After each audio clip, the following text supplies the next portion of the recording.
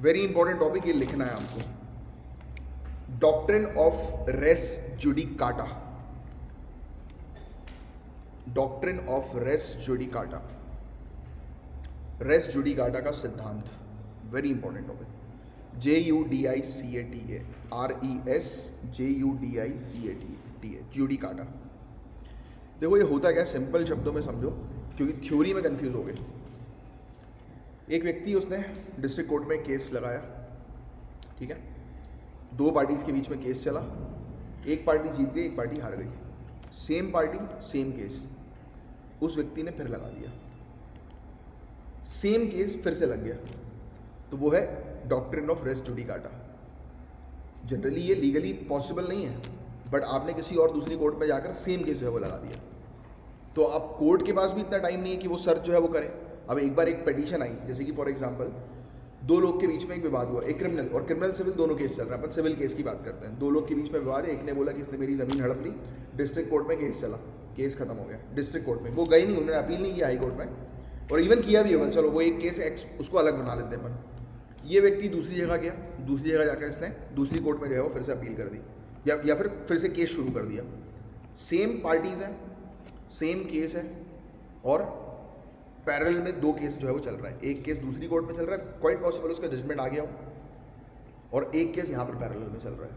तो इस चीज़ को डॉक्ट्रिन ऑफ रेस जुडिकाटा कहते हैं, और ये हमारी प्रोविजनल कोर्ट्स में बहुत ज़्यादा चल रहा है। तो इसके लिए ये टॉपिक हम लोग को न्यूज़ में देखने को मिला है। समझ में आया कि डॉक्ट्रिन ऑफ रेस जुडिकाटा क्या है, सिंपल शब्दों में याद रखना।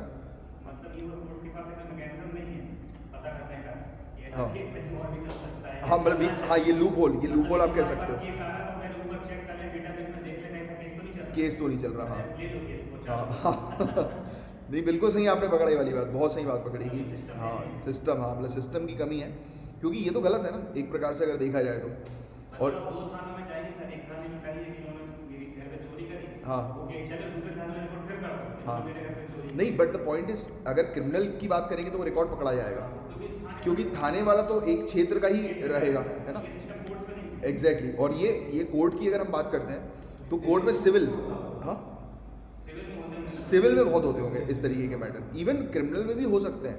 अगर एक, अब देखो 7 साल पुराना केस है, ठीक है, लेट्स सपोज 7 या 10 साल पुराना केस खत्म हो गया, फिर से उसने उस केस को रीओपन करवा दिया, या फिर से शुरुआत से जो है वो बोलना शुरू कर दिया, मैटर सेम है बट उसने डेट अगर वो कर दी, जो वादी है मतलब जो लिटिगेंट है, जो कंप्लेन करने वाला है, उसने बोला मेरे साथ तो कल ही किया इसने, फिर वो इन्वेस्टिगेशन फिर शुरू। तो ऐसी चीज़ें, और इवन ये चीज़ तो अभी हम क्या सोच रहे हैं, एक फेयर मैटर पे सोच रहे हैं, अब थोड़ा सा इसको अनफेयर मैटर पे लेके आओ। There are many frauds around, मेरा ही 1,40,00,000 का एक फ्रॉड चल ही रहा है, एक मतलब मेरा नहीं, मतलब मैंने नहीं किया, मतलब सामने वाले ने किया। तो there are many people, sometimes what happen कि दो लोग आपस में मिलकर जानबूझकर ज़मीन पर विवाद करते हैं, जानबूझकर घुस जाते हैं, वो केस चल रहा है 7-8 साल तक, ठीक है, उसका जजमेंट आ गया, अब दोनों में से एक को किसी को देना ही है, उन्होंने क्या किया, नेक्स्ट केस जो है वो रीओपन कर दिया। क्यों? जस्ट डिले, क्योंकि दोनों ने मिल बांट कर विवाद करके खा लिया। ऐसे भी तो इश्यूज होते हैं ना। अब लेट सपोज कि इन्होंने, मैं जैसे एक बेसिक सा एक जनरल एग्जांपल देता हूँ, एक प्रॉपर्टी है, वो प्रॉपर्टी इन्होंने बैंक के साथ सेटिंग करी, वो प्रॉपर्टी पर लोन मिल नहीं रहा था, इन्होंने बैंक को खिलाया, उस प्रॉपर्टी पर लोन ले लिया, उस प्रॉपर्टी की रजिस्ट्री किसी और के नाम पर करा दी, राइट। दोनों इन्वॉल्व है, प्रॉपर्टी ओनर भी इन्वॉल्व है, जो क्रिमिनल्स हैं वो भी इन्वॉल्व है, बैंक भी यहाँ पर इन्वॉल्व हो गई, पार्टी तीनों बन गई, बैंक दोनों तीनों, केस चल गया 10 साल के जिया, राइट। अब जब जजमेंट आया तो अब जजमेंट ऑब्वियस ही बात है कि एक को जो है वो चीज़ें देनी पड़ेंगी। अब इन्होंने क्या किया, दूसरी कोर्ट में लगाकर वहाँ पर स्टे करवा दिया, ये भी तो सोचो।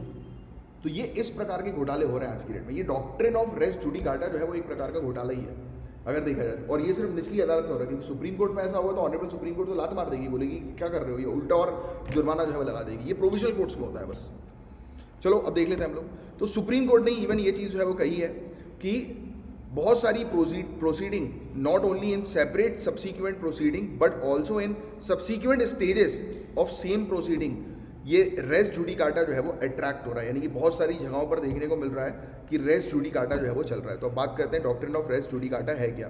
तो ये फ्रेज जो है, ये कुछ फैक्ट अगर लिखना चाहो तो लिख लो कि ये फ्रेज जो है, ये वाक्यांश जो हम लोग को देखने को मिलता है, ये लैटिन मैक्सिम यानी कि लैटिन कहावत से आई है। लैटिन भाषा के बारे में तो आपको जनरली पता है ना, ये भाषा ये कहाँ की भाषा है, यूरोप, स्पेन और फ्रांस की लैटिन भाषा जो है हम लोग कहते हैं, ओरिजिन जो है वो इसका रोम में हुआ था, कहा जाता है। लैटिन मैक्सिम, लैटिन कहावत ही हम लोग को देखने को मिलती है, तो वहाँ से ये फ्रेज जो है वो उभर कर आया। और फ्रेज जो है वो क्या कहता है, the thing has been judged, चीज़ का न्याय किया गया। Meaning the issue before the court has already been decided by another court between the same parties.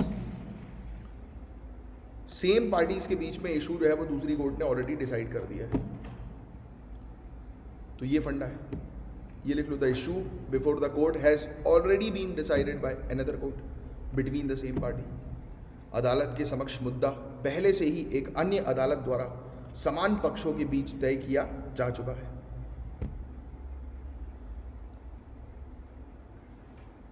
एक केस चल रहा है, दूसरी कोर्ट ने उस पर डिसीजन दे दिया, पैरेलल में केसेस चल रहा है। लिख लिया था ये वाला।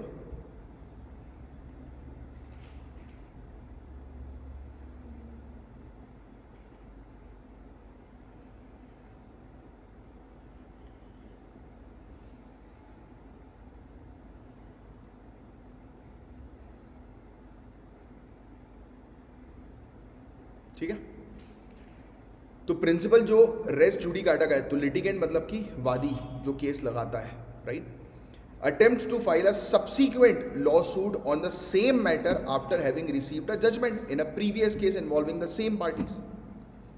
कि ये सिद्धांत क्या कहता है, अंडरस्टैंडिंग आपकी ऑलरेडी हो चुकी है, सिर्फ थ्योरी में सुन लो, कि तब लागू होता है जब एक वादी मतलब जिसने कंप्लेन करी है, उसी पक्ष से जुड़े पिछले मामले में निर्णय प्राप्त करने के बाद उसी मामले पर बाद में मुकदमा दायर करने का प्रयास करता है, राइट, और दायर कर भी देता है, क्योंकि केसेस ऐसे मिल रहे हैं हम लोग को। तो रेस जुडिकाटा दोनों में ही अवेलेबल है, सिविल और क्रिमिनल दोनों सिस्टम में अवेलेबल है। ये फैक्ट लिख लो, ये प्रीलिम्स में आ सकता है, और बिल्कुल मेंस में ज़रूर उपयोग करना कि हमारे पास एक मैकेनिज्म होना चाहिए वे फॉरवर्ड में इसको फाइंड आउट करने के लिए कि इस प्रकार के मल्टीपल केसेस जो है वो पैरेलल में ना चले।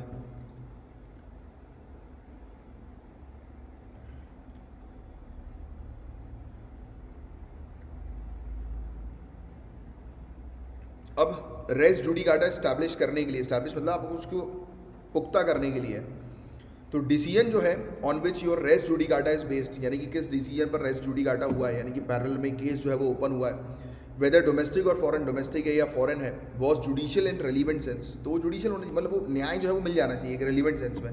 तो एक जज ने या एक कोर्ट ने जो है वो न्याय दे दिया, तो उसके पैरेलल में जो दूसरा चल रहा है तो वो रेस जुडिकाटा है, और फैक्ट जो है वो प्रोनाउंस कर दिए जा चुके हैं, राइट, वास्तव में उच्चारित किया गया था, मतलब फैक्ट्स जो है वो प्रोनाउंस कर दिए गए थे, facts.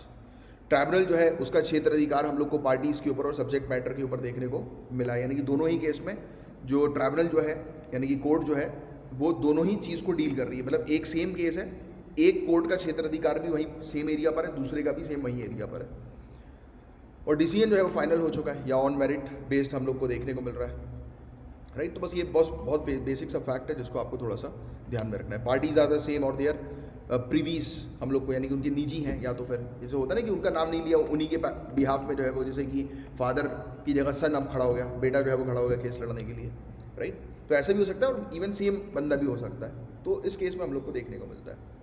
Anyways clear res judicata.